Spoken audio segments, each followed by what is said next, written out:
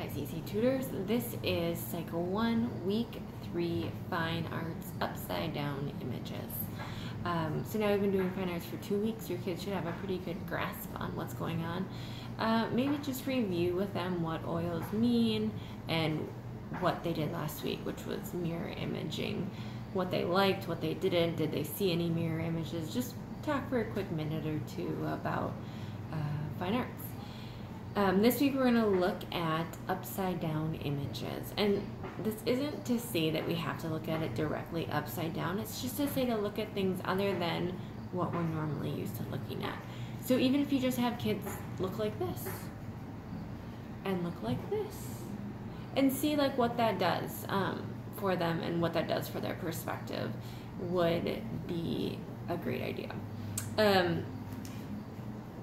So have them do that, and then our first activity is going to be to read this book, which every tutor set has. We have 3 of them in the community, and it's just been a fun book to read and see as you turn it what these things look like, even though they're letters from the right side up. So it's just to get kids thinking in different ways about what they see and how they see it.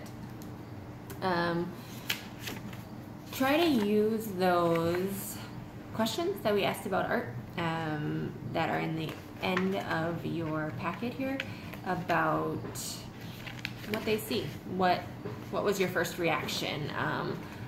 How did this artist use space or balance or portion? Any of these things could be good questions to ask. And I don't want to call out kids, but I want to avoid the kids that are just really loud or maybe really like art. So really try to like single out kids and maybe even tell them I'm going to pick on you, or you have to answer to one question, and that's not to single them out there by any means, but I just love to give everyone a voice because sometimes people have really great ideas. They're just really quiet about them.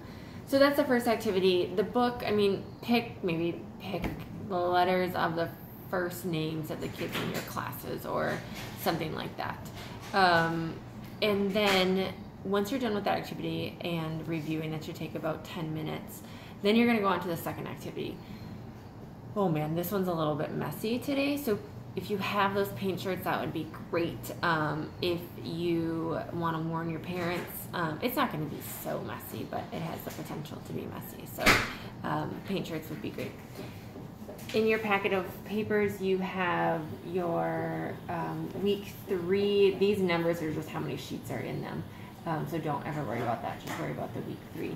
So you have your heavy duty paper here. You're going to have what I'm calling small paint palettes right here. And then I have on the directions acrylic craft paint, but just use your Crayola paint that's in a bag. And you'll also need wipes and probably wet paper towels. So to start this activity, put the label names on the back of the papers. Have your mom do that, have your kids do it, whatever.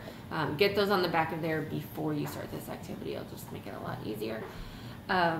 Each kid's gonna get 1 sheet of paper, and I would have kids probably sit across from each other. I think that's going to be the easiest, but you know, whatever your table or your room allows for, just do that.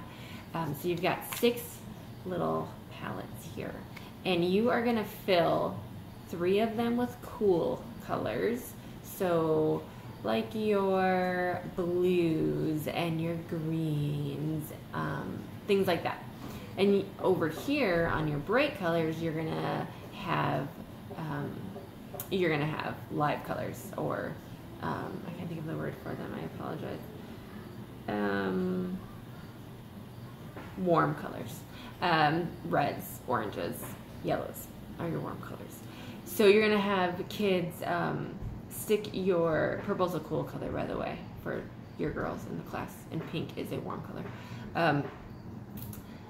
So what you're going to do is you are going to have the kids stick 3 fingers. I know for some kids, for sensory, this is going to be an issue, so good luck, I'm sorry. You're going to have them stick 3 fingers into here, and then they're going to take their paper and they're gonna drag it down their paper, probably 2, maybe 3 times, and they're gonna do this a few times. 3. Then they're gonna flip it, and they're gonna do the exact same thing 3 more times, or 2 times, since this is a little bit of the skinnier side. Once they do that, have them use the wipes to wipe off their fingers or their paper towels. It doesn't need to be super clean because it's just going to get dirty again. So it's just to really not mix the paint colors. It's not a huge deal. Now they're going to go to the other side of their 3 warm colors. And they're going to take 2 fingers this time because warm colors are brighter, so they stand out more. So you don't want as many of them, because if you do that, then it's going to overpower your drawing. So if anyone is wondering why, that's why.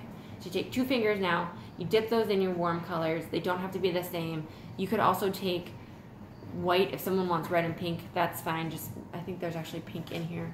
But you can make it too if you want to mix white. So you take 2 fingers, and you're just going to drag it a few times. And just have a balance. It says don't overdo it. I mean, that really just means to not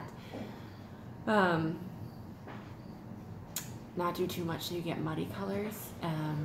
But you might need to hold some kids back on that because they might just not be able to restrain themselves.